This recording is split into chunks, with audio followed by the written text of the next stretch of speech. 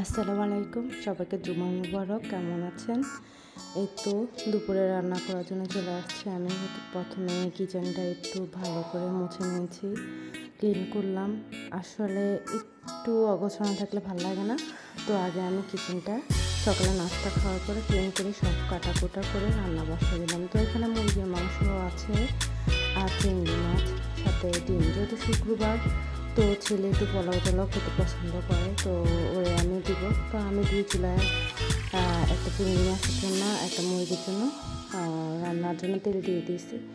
তো আমি এখন রান্না বসাবো। তো আমি মুরগির জন্য 2 পদের তেল দিয়েছি, কারণ সরিষার তেল আর সয়াবিন তেল দুটোর সাথে একসাথে মিক্স করে রান্না করলে তরকারিটা মজাই লাগে। আর মুরগির ঝাল ফ্রাই করবো, তো আমি এখানে একটু লবণ, চিংড়ি মাছের জন্য হলুদ দিয়ে মেখে ফার্স্টে ভেজে নেবে একটু দু পেঁয়াজা করার জন্য। তো চিংড়ি মাছটা আগে ভেজে নিলে মজাই লাগে খেতে। তো মেখে নিতেছি। আসলে সকালে গরমের জন্য মানে কিচেনে আসাটা খুব মুশকিল হয়ে যায়। তো সকালে চা পাউরুটি খেয়েছি, কারণ যেহেতু আজকে একটু ফ্যাট জাতীয় খাবার হবে। তো সকালে আমি চেষ্টা করেছি যেন চা বিস্কিট এগুলো সিম্পল খাবারটা নাস্তাটা খাওয়া যায়। তো খাওয়া দাওয়ার পরে আমি এই যে আমি রান্না বসাই দিলাম। তো কী করব, গরম হলো, রান্না করতে হয়। যেহেতু কালকে আবহাওয়াটাই কিছুটা ঠান্ডা রাতের দিকে ছিল, তো আজকে তেমন একটা বেশি গরম লাগে নাই। তো এই তো আমি রান্না বসাই দিতেছি। এর ভিতরে এক হাতে রান্না, আবার ওইসব রুমে গিয়ে আবার ক্লিন করাটা মোছামাছি করি। তো আমি আরও চুলাইতে তেজপাতা, দারচিনি, এলাচ সব দিয়ে দিয়েছি। আসলে আমি আমার নিজের মতন করে রান্না করি। আমার আসলে কেউ কিছু ভাববেন না, কারণ এটা যেহেতু ভিডিও, তো কেউ কিছু ভাববে না। আমি আমার নিজে যা আছে তাই দিয়ে আসলে চেঞ্জ করি নেই পাতিল টাতিল। তো ওগুলো দেখে অনেকে মনে করতে পারেন অনেক কিছু। তো এই যে ছেলে নামাজে যাচ্ছে, নামাজ পড়তে যেতেছে।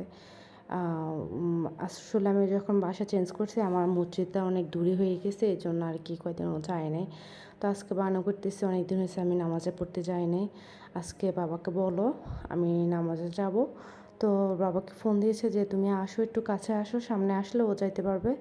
আর যেহেতু রাস্তা পার হতে পারে না, এখনও পর্যন্ত আমি সেটা দিইনি, অনেক গাড়ি ঘোড়া থাকে এই জন্য আর কি।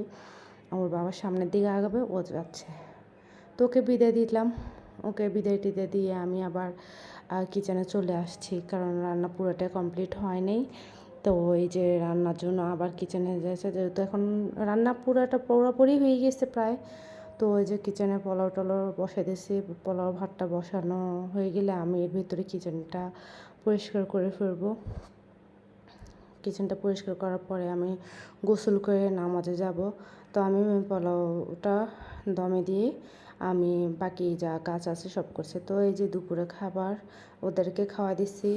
আমার হাজব্যান্ড আর বাবু খাইছে, আমার ছেলে সব খাওয়া দাওয়ার পর আমি খেয়ে একটু বিকেলে গেছি। ঘুমোর থেকে উঠে দেখি মেঘলা, হঠাৎ এত সুন্দর একটা বাতাস, এত সুন্দর একটা ওয়েদার দেখে খুব ভালো লাগতেছে। আসলে এত গরমের ভিতরে হঠাৎ এত ঠান্ডা বাতাস, ঘুমোর থেকে উঠে দিকে কি শান্তি। তো এই যে আমি একটু ভিডিও করতেছি, মানে দেখে এত ভালো লাগছে। তো আর কি, ভালো থাকবেন সবাই। আল্লাহ।